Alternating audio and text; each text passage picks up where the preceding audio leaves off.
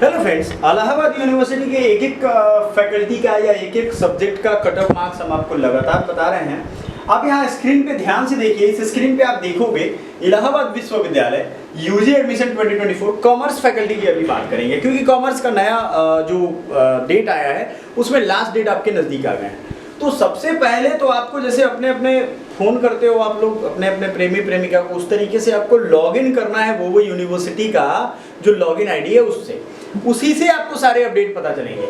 अभी देखोगे ना यहाँ पे तो आपको सारा कुछ समझ में आ जाएगा। 13 सितंबर के बाद ये व्यू और एक्शन पे क्लिक करोगे तो आपको ये पूरा दिखा करके बता देना है। Admission to BCom academic session 2025 dear respective prospective students, we are pleased to announce the seat allotment counselling process for bachelor of commerce आ चुका है। ठीक है, for the computation of merit CUET UG score का use किया गया, जिसमें language था अकाउंटेंसी या बुक कीपिंग और जनरल टेस्ट था। तो ये एक अच्छी बात है कि अकाउंटेंसी और बुक कीपिंग में से एक ही था, जनरल टेस्ट था, लैंग्वेज था। If a candidate has not appeared in any of the tests above, 0 marks will be awarded। अब मान लो इसमें से कोई आपका छूटा हुआ है और तब आप सोच रहे हो कि अरे भैया मेरा एडमिशन क्यों नहीं हुआ, मेरे नंबर तो 500 हैं, तो आपका नहीं होगा। इसमें से कोई भी छूटा तो गए आप। Based on the CUET UG computed marks, the candidates will be allotted a seat during online counseling. If a seat has been allotted, candidate must submit the admission fee within the time frame mentioned below to secure their admission।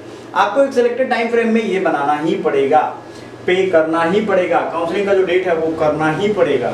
एक चीज ध्यान रखिएगा, admission shall be on the basis of computer marks. तो आपका website जो है जिसपे सब कुछ देखना है समर्थ वाला, वो ये है। 11th कट ऑफ मार्क्स है, लेकिन आप सोचोगे आप इसमें कि अनडिजर्व का ही सिर्फ 355 से 59 तक को बुलाया गया, बाकी कहाँ चले गए। ऐसा कुछ भी नहीं है, सारे कैटेगरी का फुल हो गया है। सीट रिजर्व बच गई होगी अनरिजर्व पे, इसलिए 355 से 59 बहुत कम है। 4 नंबर के गैप में 8-10 लोग होंगे, ज्यादा से ज्यादा 8-10 लोग, कम से कम 2-3-4 लोग होंगे।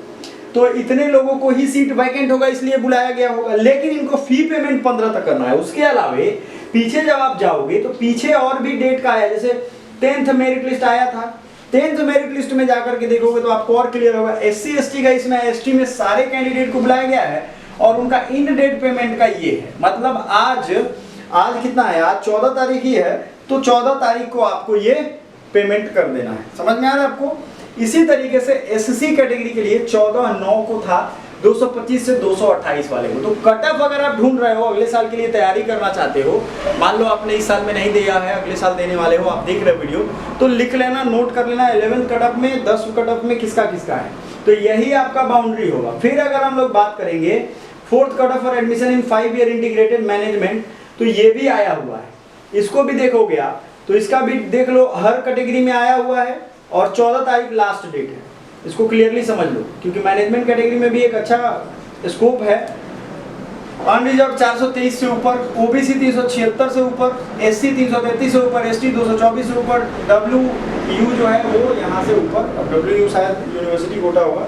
तो 5 year integrated management BBA MBA एक साथ करवाएगा। हमारे देश में अब ये चल रहा है, पहले इंटीग्रेटेड नहीं था, अब चल रहे हैं सारे कोर्सेज। तो ये आपको बेनिफिट इसका मिल जाएगा। समझदारी इसी में है कि आपका ये जो डेट है ना, टाइम लाइन, इसको फॉलो करते हुए पेमेंट कर देना। आगे जो भी अपडेट आएगा हम और मैम आपको अपडेट देंगे। Thank you so much, bye.